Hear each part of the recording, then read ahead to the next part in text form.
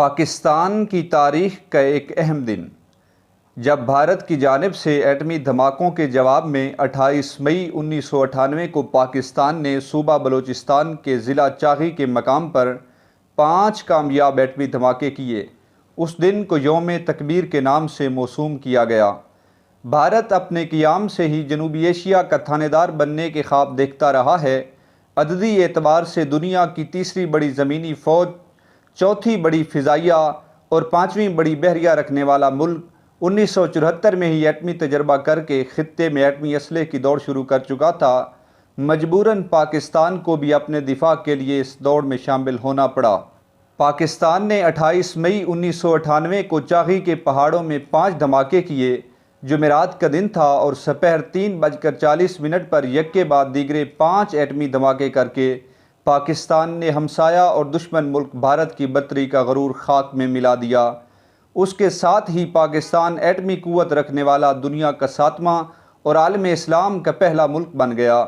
چاغی میں ہونے والے دھماکوں کی قوت بھارت کے 43 کلو ٹن کے مقابلے میں 50 کلو ٹن تھی۔ بھارت کے 11 مئی 1998 کے دھماکوں کے بعد پاکستان کی سلامتی اور آزادی کے لیے خطرات پیدا ہو گئے تھے اور علاقہ میں طاقت کا توازن تبدیل ہونے سے بھارت کے جارحانہ عزائم کی تکمیل کی راہ ہموار ہو گئی تھی، جسے روکنے کے لیے پاکستانی عوام کے علاوہ عالم اسلام کے پاکستان دوست حلقوں کی طرف سے سخت ترین دباؤ ڈالا جا رہا تھا کہ پاکستان بھی ایٹمی تجربہ کر کے بھارت کو منہ توڑ جواب دے۔ پاکستان کے اس اقدام کو امریکہ اور یورپ کی تائید حاصل نہ تھی۔ یہی وجہ تھی کہ امریکی صدر کلنٹن، برطانوی وزیر اعظم ٹونی بلیئر نے پاکستان پر دباؤ ڈالا کہ پاکستان ایٹمی دھماکے نہ کرے، ورنہ اس کے خلاف سخت ترین پابندیاں عائد کر دی جائیں گی۔ دوسری طرف بھارت کی معاندانہ سرگرمیوں کی صورتحال یہ تھی کہ بھارت نے ایٹمی دھماکہ کرنے کے علاوہ کشمیر کی کنٹرول لائن پر فوج جمع کر دی تھی۔ اس طرح پاکستان بھارت جنگ کا حقیقی خطرہ پیدا ہو گیا تھا۔ بھارتی وزیر داخلہ اور امور کشمیر کے انچارج LK اڈوانی نے بھارتی فوج کو حکم دیا کہ وہ مجاہدین کے کیمپ تباہ کرنے کے لیے آزاد کشمیر میں داخل ہو جائے، جبکہ بھارتی وزیر دفاع نے تو یہاں تک ہرزہ سرائی کی تھی کہ بھارتی فوج کو ایٹمی ہتھیاروں سے لیس کر دیا جائے گا۔ یہ سب کچھ پاکستان کے خلاف جارحانہ اقدامات کی تیاریاں تھیں۔ یہ درست ہے کہ بھارت نے ایٹمی دھماکہ کر کے ایک آزاد اور خود مختار ملک کی حیثیت سے اپنے حق کا استعمال کیا، مگر یہ بات بھی اپنی جگہ ایک حقیقت ہے کہ بھارت کے ایٹمی دھماکوں کا واضح مقصد صرف اور صرف پاکستان کو خوفزدہ کرنا تھا اور ایک طاقتور ملک ہونے کا ثبوت دے کر پاکستان سمیت پورے خطے کے ممالک پر اپنی برتری جتانا تھا۔ اس کے حکمرانوں اور سیاستدانوں کا پاکستان کے بارے میں لہجہ ہی بدل گیا تھا۔ اس سلسلے میں عالمی شہرت یافتہ خبر رساں ایجنسی AFP نے دلی سے ایک خبر جاری کی، جس میں بھارتی دفاعی ماہرین کی طرف سے واجپئی حکومت کی طرف سے دھماکوں کو ایک جرأت مندانہ اقدام قرار دیا گیا اور کہا گیا کہ اس سے ثابت ہوتا ہے کہ بھارت عالمی دباؤ کا مقابلہ کر سکتا ہے، مگر خدا کو اس ارض وطن پر دشمنان اسلام کے عزائم کی کامیابی کسی صورت گوارا نہ تھی، جس کے چپے چپے پر ابھی تک پاکستان کا مطلب کیا، لا الہ الا اللہ کے نعروں کی گونج سنائی دے رہی تھی۔ 20ویں صدی کے 7ویں اور 8ویں عشرے میں رونما ہونے والے عالمی سطح کے حالات و واقعات کا تجزیہ کیا جائے تو یہ حقیقت کھل کر سامنے آتی ہے کہ سابق وزیر اعظم ذوالفقار علی بھٹو نے پاکستان کو جوہری صلاحیتوں سے بہرہ ور کرنے کا جو خواب دیکھا تھا، بھارت کے پہلے ایٹمی دھماکے نے اسے مستحکم ارادے میں بدل کر رکھ دیا اور اس دن سے وہ پاکستان کو اس منزل تک پہنچانے کی راہ پر ڈالنے کی جد و جہد میں سرگرم عمل ہو گئے۔ بھٹو نے 1966 میں تجدید اسلحہ کے حوالے سے بات کرتے ہوئے کہا تھا کہ اگر بھارت نے ایٹم بم بنا لیا ہے تو چاہے ہمیں گھاس کھانا پڑے، ہم بھی ایٹم بم بنائیں گے۔ یہ بات قومی مفاد میں نہیں کہ ہمارے پاس بندوق تو موجود ہو لیکن کارتوس نہ ہو۔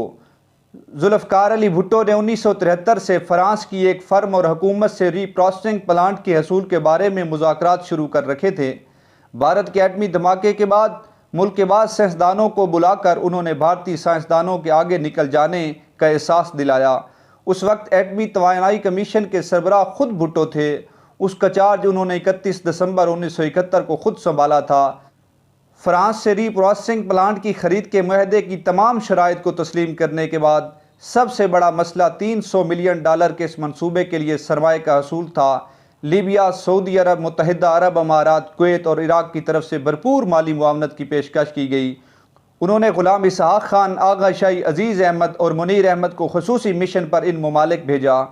یہ 28 مئی 1998 کا مبارک دن تھا کہ پاکستان ایٹمی قوت بن گیا، مگر پاکستان کو ایٹمی قوت بنانے کی راہ میں رکاوٹوں کو دور کرنے کے لیے جن عناصر نے حب الوطنی اور اسلام پسندی کا ثبوت دیتے ہوئے تاریخی کردار ادا کیا، ان میں روزنامہ نوائے وقت کے جناب مجید نظامی سرفہرست ہیں، اور یہ بات تاریخی شواہد کی بنیاد پر واشگاف الفاظ میں کہی جا سکتی ہے کہ اگر جناب مجید نظامی اس معاملے میں حکومت وقت سے قومی سربلندی کی خاطر ٹکرا جانے والی پالیسی پر ثابت قدمی سے عمل پیرا ہونے کی تلقین نہ کرتے تو عین ممکن تھا کہ بعض بڑے بڑے حاشیہ نشین اور چاپلوس صحافیوں کی ایک کھیپ مخصوص مفادات کے تحت پاکستان کی ذمہ دار قیادت کو ایٹمی دھماکے کرنے سے گریز کی پالیسی اختیار کرنے پر مجبور کر دیتی، مگر یہ جناب مجید نظامی صاحب ہی تھے کہ جنہوں نے اس حوالے سے نوائے وقت کے جاری کردہ استحکام پاکستان کو نقطہ عروج تک پہنچا دیا۔